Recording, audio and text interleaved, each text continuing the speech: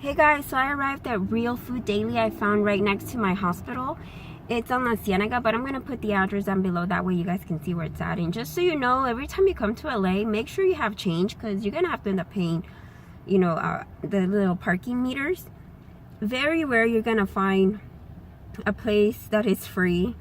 Okay, so I have still my allergies. So, it's a vegan restaurant. It has a juice bar. It says it's a contemporary place, so it's not really like a Thai or specified for something. It says American fast food.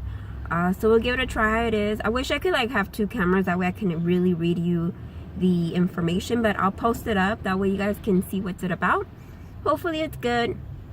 And we'll see what I'll get. And I want these allergies to go away. Alright guys, bye.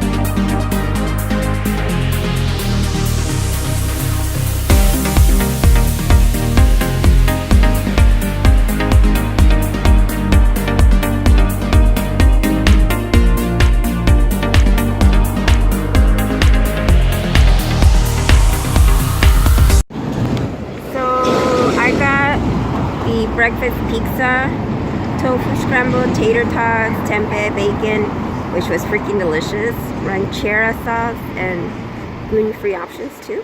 I did get avocado, and I also got the ramen bowl. Where is it? Right here. Got everything except sriracha. Sorry guys, I'm not into hot things. Sriracha, and then I got carrot cake. All right.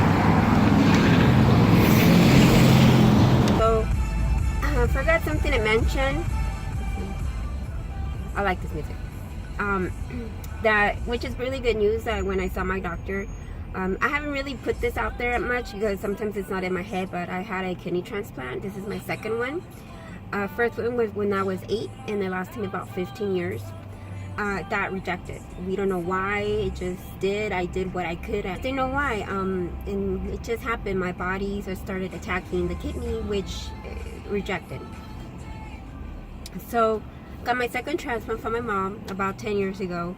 And basically what happened was that when I was 8, I don't know if many of you know this or know other people, is when back in those days, obviously science, medicine, things were different. But when I was 8 years old, I had to get constantly blood transfusions. I constantly had to get blood transfusions.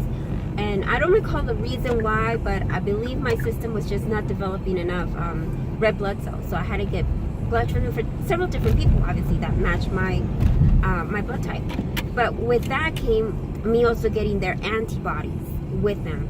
So as I got my second transplant, I had to go through a lot of treatment. I had to go through I forgot, fiber transplesis. It's like a blood plasma. Shoot, I forgot the name. If I remember, I'll post it. But it was like clear liquids going through me to reduce those antibodies. And it took probably 2 years to literally reduce them, because obviously those antibodies, I had so many of them, it was so high, if I even had another transplant, it would reject immediately because they would attack the kidney. So finally they reduced it. Plasmapheresis. God damn it. Sorry, no offense to, anyways, so once that happened, now I was finally able to get my transplant. And every year after that, they have to check this CPK virus in me, which is these antibodies are attacking. The good news was that the doctor told me today that it seems like some of my antibodies are actually slowly dying away, going away, which is good news because I don't have to worry so much about these antibodies increasing its power or multiplying to kill my kidney, because shit, I want my kidney. Believe me guys, if you have not gone through it, if you haven't known anybody, it's not fun. I've been through the dialysis, all that crap. It's not fun. I feel now the fact that I was at 8 years old, I got my first transplant, I've lived with it, but a lot of older people that are going through it, it's harder on them. They get more depressed. I understand why, but life goes on. It's a minor setback, but as soon as you get that kidney, it's like, ooh, a second life, basically, Anyway, sorry, my throat's still a little bit off. So my doctor said, your CPK virus is going down, and that's very good, and eventually, they don't know why, but some people goes high, some people go low. Mine's going low. Should I owe it all to plant-based eating? I don't know. Is it that? Is it me just living a healthy life? I exercise almost every day. I try to laugh as much as I can. I like comedy. I enjoy that. I think it's a combination of everything. But there's other people, obviously, that their virus keeps increasing, and probably have to go through another treatment. Okay, remember, plasmapheresis. That's what it was. Plasmapheresis. Theresis. Sorry if I'm not saying it right, but it's plasmapheresis. Google it. I'll put something down there so you guys know exactly how to spell it. Right now my throat's gonna give out, I can tell. So that's good news. What does that mean? Probably means I don't have to see my doctor as often. I do see my nephrologist every 3 to 4 months just to keep tabs on everything, make sure everything's going fine, my creatinine's good. I might not have to see the Cedar doctor every year. Well, once a year is not that bad anyways. But I feel now that I don't have to worry so much about if I get sick, it's going to be horrible. My kidney rejection of a higher risk of my kidney being rejected. I take my medicines, anti-rejection medicines for that, but I feel like that alleviates a lot of my fear that when will my kidney reject again? Why would it do it? Even if I go raw, will that do it? I don't know. Honestly, I don't know the body, how it works and things that happen. Now, I'm not a drinker. Honestly, guys, I really try to keep my diet lifestyle as clean as I can, but I do live a balanced life. I'm not going to restrict myself for so many things. I have been able to lose weight, been able to get off blood pressure medications, and still enjoy a good balanced lifestyle with my friends, going out, having good dinners and stuff, desserts, maybe a little salt here and there. I kind of eliminated it, but when I go out, hey, they put salt, and my body's fine. I'm good. The rest of my levels are fine. B12's fine, iron's fine, everything's fine. Everything's perfect. So if you guys are ever afraid, like, oh God, am I getting enough iron? Am I getting enough vitamins, minerals?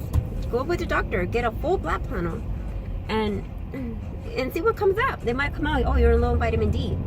Well, you can take a supplement or you can stay up in the sun.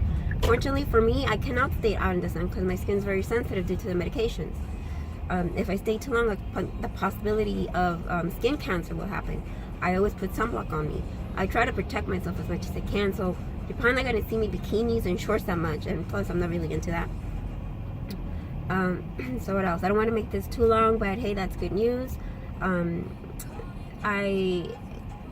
My protein intake's about 90 grams, and that's what my doctor said, like, don't go above that, because I only have one kidney. 90 grams would be it. And then my protein, there was no protein, spillage in my urine or anything. That was perfect.